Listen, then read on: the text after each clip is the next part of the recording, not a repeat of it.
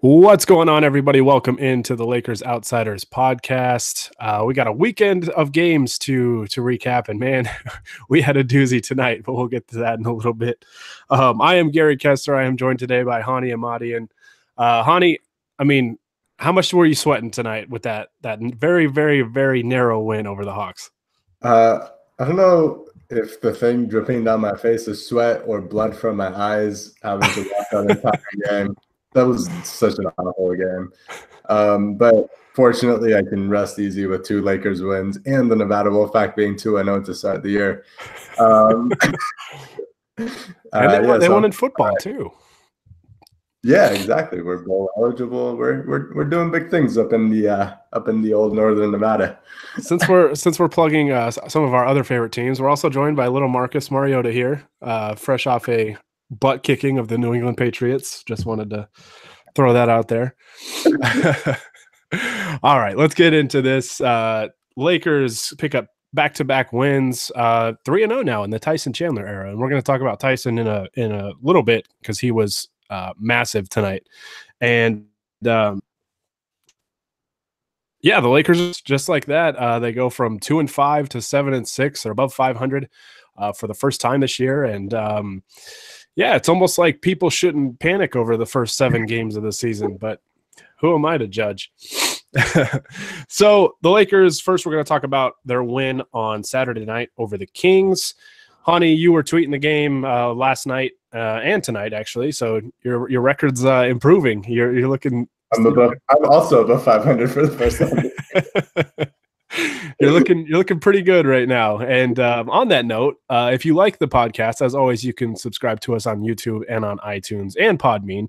And if you really like the podcast, leave us a review on iTunes. That helps us out tremendously. And like I've mentioned before on the pod, if you're a first-time listener, we will be holding some kind of punishment for the person that has the worst record tweeting the games. Honi's looking better. It was a slow start for Honi, but he's coming on strong. Dylan's in trouble at 0-1, and it might stay at 0-1. But hey, leave your idea for a punishment that we'll have to do on the podcast or on the site in some way, shape, or form, and leave it in an iTunes review, and we will definitely take note of it, and it'll go into consideration at the end of the season. So, all right, this first one, the Lakers go into Sacramento and get a win. Kind of an ugly game offensively, but the Lakers, Honi, I mean, you were there, you were tweeting it. I mean, the defense, it was much improved in that game, and it was great to see. Yeah, I think Luke said it best after the game. He said any other night they shoot the ball as poorly as they did, they're probably going to lose that game. The Lakers were abysmal, really, offensively. They shot, I believe, 31% from the three-point line. They were 12 of 38. They shot 41% from the field. So they weren't very good offensively, but their defense really helped them out. They held the Kings to 86 points, which is kind of amazing given how this season has gone for most NBA teams in general in terms of scoring the ball, and especially for the Lakers, whose defense hasn't been very good. And then the pace. Yeah, the Kings and the Lakers both in the top 3 of in the league in pace. A lot of possessions and being able to hold the Kings, albeit on the second night of a back-to-back, to 86 points was a big accomplishment, and I think that was a really big step for them defensively, because if they were going to make the playoffs, if they were going to make any noise in the playoffs, they needed their defense to get a whole lot better and get better quickly. And like Tyson Chandler, like you mentioned, he's a huge part of that, but they were improving even before that. But Chandler definitely just shores up the biggest weakness that they had, which was just not having a center to back up JaVale and having to play a lot of small ball minutes where they were just bleeding points. Yeah, I mean, the Kings, when you look at their numbers in that game, they're not pretty. I mean, they weren't pretty for the Lakers offensively, but that's where you want to be. You want to play good defense because you're going to have off nights, even shooting the basketball or whatever it is. You could have open shots, and they sometimes don't go in, and that's where you kind of rely on your defense to keep you in the game. And the Lakers, I mean, really kind of coasted for the most of the way, I think, in this game in the second half. They kind of built a nice little cushion, and with this team, every time they get a big lead, I get immediately nervous that somehow they're going to let a team back in, like we kind of saw with the Hawks tonight. But with the Kings, I mean, they made a little push, but the Lakers really kind of answered and just kind of thwarted that. And yeah, I mean, you look at the numbers from the Kings, 34.8% from the field. That's going to get it done just about every night. You know, if you hold a team to, you know, that level of shooting, 6 of 25 from the 3-point line, only 20 free throws. The Kings only had 11 assists, and the Lakers out rebounded them and had less turnovers, 14 turnovers to 19 for the Kings. So yeah, defensively, it was really great to see the Lakers finally, you know, defend at a really high level. I mean, I think that's probably easily their best defensive performance of the year, right? Yeah, best defense and most consistent. They've had flashes where they play really good for a quarter here or there or for a few possessions, but against the Kings, it was pretty much the entire game they were playing really good, solid defense. Yeah, it was really only 2 guys that seemed to really be hurting them with De'Aaron Fox and Willie Cauley-Stein. And, you know, I mean, De'Aaron Fox still finishes 8 of 17 after a really hot start. Cauley-Stein was 6 of 14. Buddy Hield going 3 of 17 was huge, which was ironic considering some of you on NBA Twitter think that the Lakers should trade Brandon Ingram for Buddy Hield, but whatever. 3 for 17 for him, and he's been, I mean, he had off to a hot start this year, so that's great. That's great, you know, to kind of bring the Kings back down, I guess, to a level most people expected them to be, because they've started out the year great. You got to give them a lot of credit. They've kind of exceeded expectations early on here, and they've been hot. And the Lakers really, you know, kind of put out that fire defensively, and that was just great to see. It's great to see that the team played defense and kind of dig deep, because really LeBron was the only one that brought it on the offensive end that played fairly well. You know, he was just launching really like deep threes. It seemed like he kept getting farther and farther out. It was incredible. It was those threes, which you're right. Every single time he was an extra step back. And then he had the one play where he just like drove into the paint and he was just like kind of half running. He wasn't really at a full sprint. He just like went across the entire paint, threw up a weird hook shot. I don't know what he was trying to do. He was playing around. Plus, we got to see Lance Stevenson playing the air guitar a few times. So yeah, I feel like the games go pretty well when that's happening. Yeah. But yeah, it was great to see them play defense the way they did, and you know, it was like finally we got to see a really, really good defensive performance. Like you said, they had been improving up to that point, but finally, like they really kind of clamped down defensively, especially for stretches there. You know, it was kind of a game of runs a little bit for a good chunk of the game, but yeah, that was great to see. You know, I felt like probably in the first games of the year, if you would have told me there are going to be games the Lakers score 101 points, I'm like, oh well, they're going to lose that game because they're going to give up a lot more than that. But you know, to hold Sacramento to 86, that's fantastic to see. So hopefully, more performances will. You know, more performances like that will come in the future for this team. And, you know, I think one big reason you can, you know, obviously attribute the improved defensive play is the acquisition of Tyson Chandler, which shout out to James Jones, interim Suns GM, for completing the buyout for Chandler and allowing him to sign with the Lakers, because the Lakers are 3-0 ever since they signed Tyson Chandler. And man, he had a massive play that saved the Lakers today with, you know, a 1-point lead in the final seconds. Trae Young gets by Brandon Ingram, gets all the way to the bucket, and he put that ball pretty high. You know, Chandler barely got a fingertip on it and blocked it right at the apex, because I think, you know, if he's even a split second later on that, it's probably on its way down. It's going to be goaltending. So Tyson Chandler definitely saved the Lakers tonight. But I guess on the note of Chandler, I guess what are some of the biggest contributions that you've noticed with him coming aboard? I mean, defensively, it's just having another bigger body, a guy who can tell other players where to be. And it kind of just eases the pressure on the perimeter players, right? Like, they don't have to play as tight. They don't have to be gambling to get steals. They don't have to do any of that. They can just funnel their guys to Chandler because they know they have a big guy who can protect the rim. I think you're seeing that with like Josh Hart, who's improved as a perimeter defender these last couple games, is that he doesn't feel like he has to do it too much. And that's huge for the Lakers. And so just having somebody that can erase mistakes that way, kind of basically just play like JaVale. And then the one thing he has over JaVale is that he can step up on screens. JaVale is not that kind of player. He's dropping back on every single one, and that can sometimes lead to the Lakers getting burned outside on the perimeter. But Chandler is a lot better at that. He was really good in that Minnesota game. He kind of saved that game, not only with the offensive rebounds, but he closed out on Derrick Rose at the very end, and enough to just bother that shot. And you kind of see little bits of that every single time. Offensively, he's also useful with screens, and he hasn't really scored a ton of points yet. He doesn't look super comfortable with the timing with some of the passers, but creating space for players and just doing enough to kind of get a few more efficient shots out there. Yeah, I mean, you hit the nail on the head. I think defensively, we had talked for a while, I think really kind of since the start of the season, that the Lakers, when they had a traditional center on the floor, I mean, basically when they had JaVale on the floor, they were a pretty good defensive team in terms of when you compare them with teams across the league, right?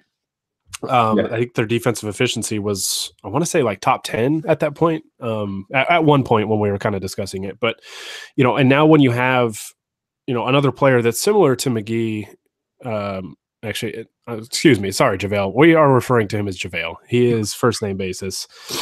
I'm not gonna even be proper here. JaVale. with Tyson Chandler holding down that second unit, bringing a kind of a similar skill set, that, like you said, doesn't allow, or it makes it so that the perimeter defenders aren't pressing. Because I feel like Josh Hart was pressing a little bit, kind of almost gambling, thinking he's got to make a play because they're playing small. There's not really rim protection behind him. And now that's not the case. I think they understand that, if they get beat, they've got that help behind them. And, it's not only that Tyson Chandler is a good shot blocker and rebounder, it's just the fact that he's a high IQ player. And especially on the offensive end, I think that, one thing that everybody kind of overlooked was his ability to set screens both on and away from the basketball. I think Josh Hart might be the best, the most or the biggest beneficiary from Tyson Chandler's addition to the offense, because Hart has been lights out from three this year, and Chandler set some great screens for him to get him open. I think there was a couple that he set today that I noticed and gave Hart plenty of time to catch square and have a clean look at the basket. So, just all the little things that Chandler brings, like those are the type of role players that you definitely need. And the Lakers needed it in the worst way at that particular position, to help them defensively on the glass and to set those screens, man. I mean, a lot of, good offensive teams have players that make plays that don't show up in the box score. And Chandler is definitely one of those guys. Because if you look at his stat line tonight, you don't really look at that as like, a huge impact. But I mean, he saved him. He saved him, and he's been awesome. He's been awesome. Which shout out to Suns Twitter or NBA Twitter. Again, it's okay to admit you guys were wrong. It's okay to admit that you thought Tyson Chandler was done and he wasn't going to help the Lakers, but he is. And, I brought up the point when he was with the Suns this year, and everybody's like, oh, he hasn't been good with the Suns this year. And it's like, there was the report from Wojnarowski that they had been working on a buyout for a while. It's like, yeah, if I put in my 2 weeks at a job, you're not getting my best performance in those 2 weeks. Like, I'm pretty much checked out and I'm coasting to the finish line. And I almost feel like that's what was happening with Chandler, and, playing for his hometown team, with the Lakers coming back home to the LA area, and playing for a team that has playoff aspirations, that has hopes of making some noise in April or May. I think that has kind of revitalized him a little bit and given him, almost some purpose, I guess. And, because he's an NBA champion. People forget that about Chandler. Like, he was a huge part of that 2011 Mavs team that made an improbable run to, not only upset the Lakers, but then the Heat in the finals. So, and LeBron seems to love him. LeBron has been very complimentary of him, and he gave him a big hug tonight after that block, because I know LeBron was not happy that he missed those 2 free throws, even though he got it back on putback dunk immediately after, which on that play, I want to shout out Kyle Kuzma. I said this on Twitter, but man, nobody seems to be really talking about it that much. That was a fantastic play for him to crash the offensive glass, and then get the loose ball after, because he didn't get it right away. I mean, he missed the floater, but it bounced, on the opposite side of the rim, and LeBron had the putback dunk. Yeah. I mean, those are the types of plays that you have to have, right? Even win against bad teams, like you just got to have those winning type plays. Yeah, and he was big on the glass all night, which is something that he's actually, it's like legitimately not a strength of his. But he had 8 rebounds tonight. 4 of them were offensive. So pretty big stuff from Kuzma. He was a really big part of this one. Yeah, I mean, I just want to see, really the thing with Kuzma is I want to see the 3-point shot start to drop, more along the rate that we saw last year. Tonight he was 1 of 6 from the 3-point line. 8 of 18 overall. It's not bad. 18 points. 8 rebounds tonight.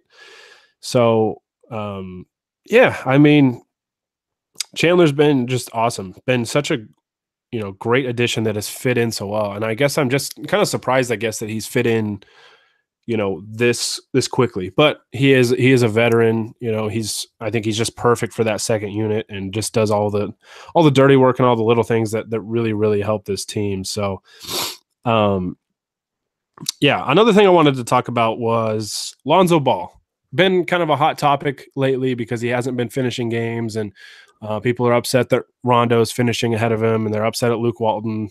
Basically, I mean, Luke Walton, according to a lot of people, cannot do anything right, which I think me and you are both in agreement that, Luke gets blamed for things that are kind of out of his control. I think some of the sloppy play today, was just the players. It's just a lack of execution, and you can't just blame the coach for all of that. How did you feel about Luke Walton today? We talked about a little bit before we went on. I think we both agree that there was some good and some bad. I mean, just what were some things you noticed with him, good or bad?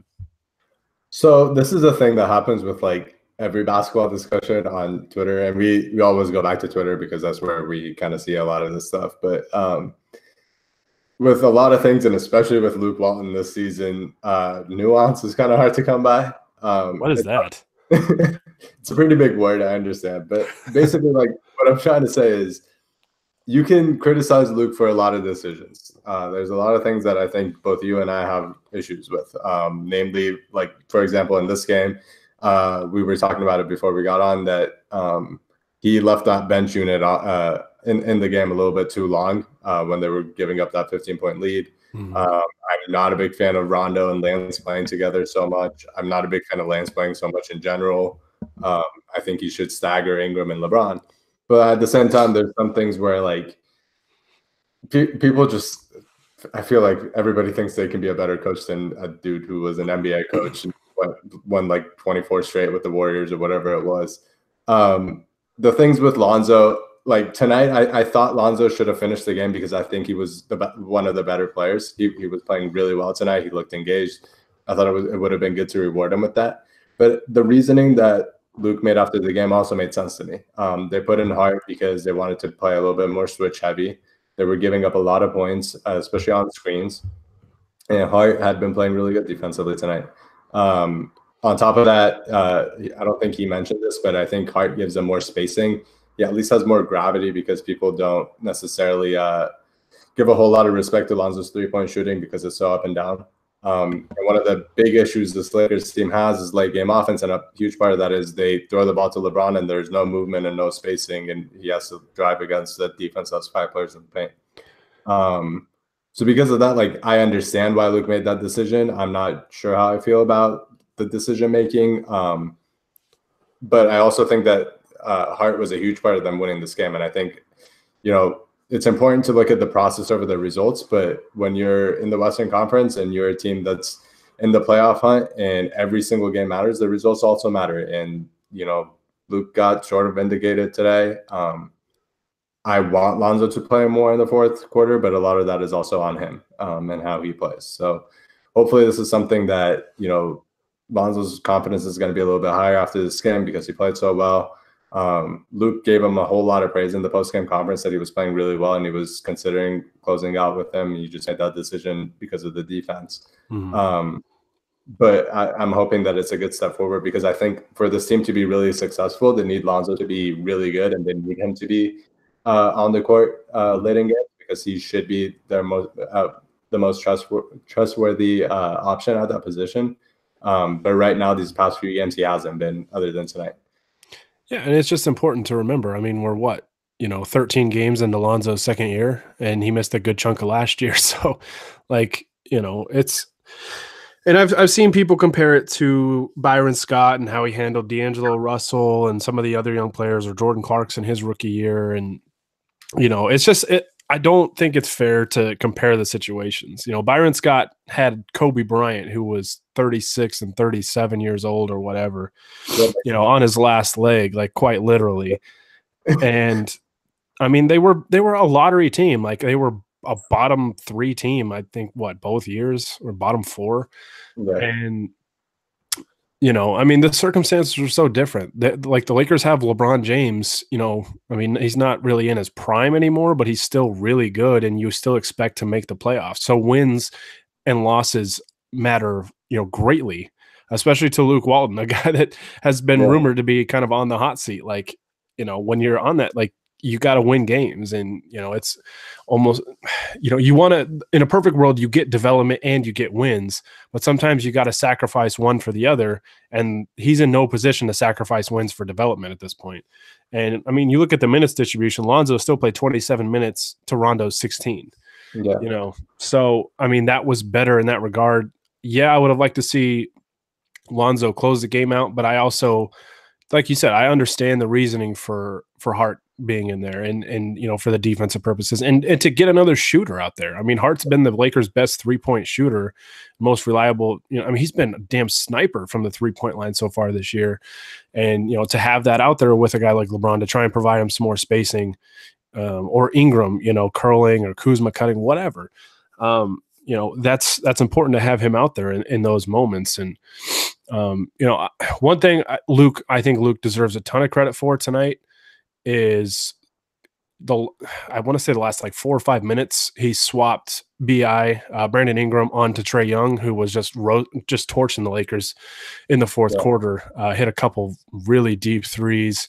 And so the Lakers put Brandon Ingram on him and, decided to put length against him. And that really bothered him. That kind of changed the game from that point. The Lakers were starting to get stops. They were getting out in transition. They got some looks. And, I think that move was brilliant, honestly. And, nobody wants to give him credit for it. Like you said, I think he rode with the bench unit too long in the fourth quarter, and the rotations haven't been great. The lineups have to be better, but I also don't put that entirely on Luke Walton. I think at a certain point we have to hold these assistant coaches accountable too, because, that's why they're there. You can't expect the head coach to just, be completely cognizant of everything, right? At what point do we hold the assistant coaches accountable? Why isn't one of them kind of tracking minutes and saying, hey, we've had this guy out here for this long, maybe we need to get him a breather or whatever. I think it needs to go on the entire coaching staff. But of course, I mean, it's fair that Luke is going to receive the blame because he does make those decisions. And that has to be better. I'm not giving Luke Walton a pass. I think he's far from a perfect coach, but I also think you could be doing far worse than Luke Walton, the head coach. Yeah. So, things have to be better, but, what is this? I mean, Luke is still a young head coach too. I mean, he's still kind of picking things up as he goes, and the Lakers are trying to install kind of new plays and new sets and things like that.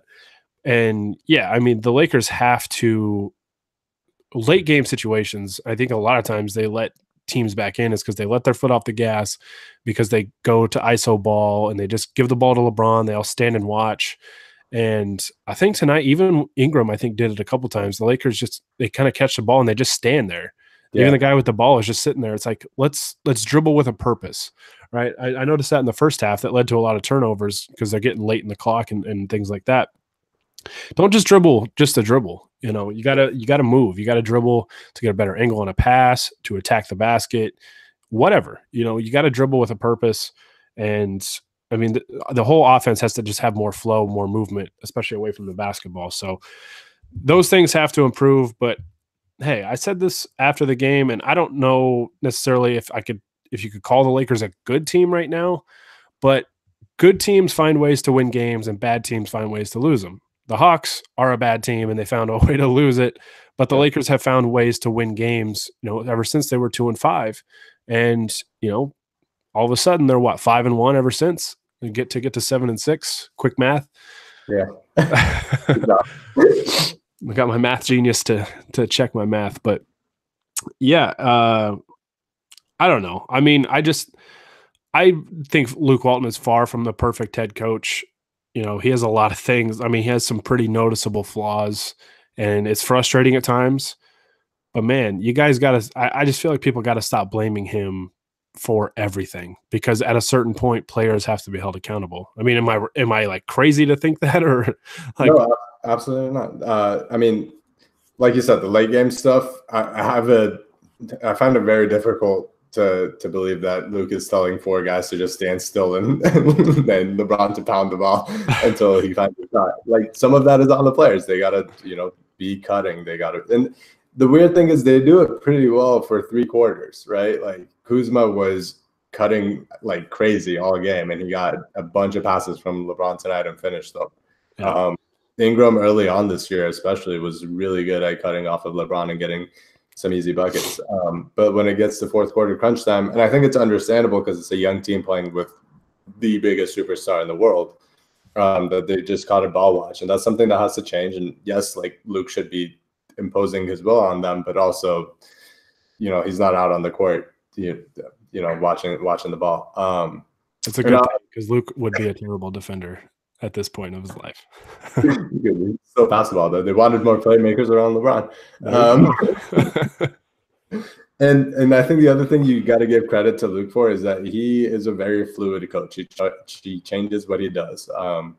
He was relying on Lance Stevenson a lot earlier on in the year, and then he was kind of out of the rotation for a minute almost. He played a little bit too much tonight, but he's not really relying on him as much as he did. As soon as they got him a backup center, they have played no quote-unquote small ball with no centers. They still play small and they play fast, but they're doing it with a center on the court at all times. And that's done wonders for their defense. And, you got to give him credit for being able to change what he's been comfortable with or what his gut instinct is based on what he sees out there. And I think that's really important because, much like the rest of the team, he's still young. Obviously, at this point, wins matter and results matter, but he's working and developing himself as a coach, and he's developing his players pretty well, and he's getting them a few wins, at least, not against the greatest competition, but these are wins that they got to win to get to the playoffs, and they're doing that right now. Yeah, I mean, if you think, things have been really rough for the Lakers, or you're kind of a pessimist at this point, look at it this way. The Lakers have been far from perfect, and wow, my English is far from perfect too. But had a lot of ups and downs. But they're sitting at 8th in the West right now. Like, if that season ended already, the Lakers would be in the playoffs. And a lot of you guys told me that the Lakers were not going to make the playoffs this year. But I'll save that. A lot of NBA Twitter shout outs tonight. I know, seriously. I'm going to keep making this a thing. I might just make this a segment on the podcast where I just basically bring up old tweets. I'm into it. And I mean, honestly, the Lakers are only a game out of 4th place in the West right now. So, I mean, they're 4 games out of 1st. So, hey, optimism. We got 4 games against the Warriors. That's all you need. Hey, we control our own destiny, man. Yeah, no, I mean, it's pretty crazy. It's been a long 13 games. There's just been a lot of ups and downs, and I mean, it's fun because the Lakers are winning games and they've got some winnable games coming up. I mean, looking at their upcoming schedule, get a couple days off, which will be nice. Will be good for them. This was the second night of a back-to-back. Not that I like to use that as an excuse. I was going to totally use the LA nightlife excuse if the Lakers lost this game, because every time they win at home, it's used for the other team. But the next 4 games for the Lakers, they play the Blazers at home on Wednesday, and the Blazers have not lost since they lost to the Lakers in Portland. So they're 4-0, I believe, since then. But they have played all their games at home, so they finally go on the road for, I think, 6 straight games. And then the Lakers go on the road for 3 games, at Orlando, at Miami, and at Cleveland. So big opportunity for the Lakers here. I mean, looking at those 4 games, what's kind of the record you think they need to go in those 4? I think ideally I would go 3-1. I think most likely it's 2-2. They got to beat Orlando and Cleveland. Those are the 2 easy ones. Miami is on the second night of a back-to-back. They're not a great team, but they're tough enough that might be an issue. And it's an early Sunday game. Yeah. So I think that's a winnable game, but it's going to be one of those funky ones you just don't know what's going to happen. Portland is always tough, but it's at home, so they're going to have a chance, and they should have a great deal of confidence after getting a really big win over them in Portland a couple of weeks ago. So yeah, beating the Blazers for the first time since 1927 is current Atlanta Hawk Kent Bazemore was starting for the Lakers. Shout out to Wesley Johnson. So I think all 4 of those games are winnable. I think 2-2 should be the baseline, and 3-1 should be kind of that would make it successful to me. Yeah, I think 2-2 is like the acceptable thing, because there are 3 games on the road, and like you said, or at Orlando Saturday night, and then at Miami Sunday night. So I guess I don't know how long of a flight that is. I'm sure it's very quick. Lakers, just stay away from those Miami nightclubs on Saturday night, please. That is a 3 p.m. Pacific time Sunday game. LeBron knows the city, dude. He knows where to go. Oh, Miami nightlife undefeated, apparently. Jeez. Yeah. So we didn't talk about this because we didn't have the podcast last night. Did you see the picture of LeBron going into the arena yesterday, in the Kings arena? Oh, yeah. In one hand, he's carrying a box that looks like it has donuts in it, and on the other hand, he's carrying a bottle of wine. He's living his best life. Yeah. I mean, that's my go-to combo before a big game or any kind of big event. Donuts and wine. I do that before every podcast, if you can't tell. I see what's in that cup that you're drinking out of. Yeah, I think 2-2 is kind of the expectation. I think 3-1 would be nice, and 4-0 would be a bonus, I guess. Yeah. If they could get to 10-6, that'd be awesome, especially because they come back home to play the Jazz, which will be tough. And then the Magic at the Nuggets will be tough. Then they round out the month with the Pacers and Mavs at home, which we've played the Mavs at home once and know that should not or may not be an easy game. So we'll see. But yeah, I mean, things are looking up for this team. They still have a lot of things to correct. And, hopefully this game was kind of almost like a wake-up call to the team that, like, hey, even though you're playing better, you're still not good enough to just show up and just, go through the motions and still beat a team like the Hawks. Right. You still got to play, you still got to execute. And, you got to finish teams off when you got a big lead. The most dangerous thing when you're playing against an inferior team like Atlanta is, no disrespect to them, but if you let a team hang around, all of a sudden they start to believe that they can beat you, and beating a team that, starts to really believe is hard to do. So, got to have that. They got to develop that killer instinct, and it starts with the late game execution, and maybe stop putting LeBron on the free throw line in clutch moments. It has not worked out so far, although credit to him, he stuck with the play and got the putback dunk. Yeah. But yeah, things are looking up. Things are looking up. I'm excited to see how this team progresses. I think they'll get better and better as the season goes along.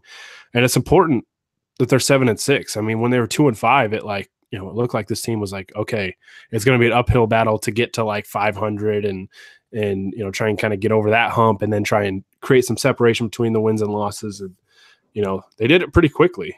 So it's great to see. So 2 days off for the Lakers. Portland up next. Hopefully Lakers can beat Portland again, start a streak of our own against those guys. Yeah, and the Portland media crew or whatever can bring it up every 10 seconds at their home games. But I'm not bitter or anything about the season opener. This has been the most petty podcast of all time. Dude, I think this is just going to be my new slant. I'm just going to be petty on every pod. It's going to be the petty pod.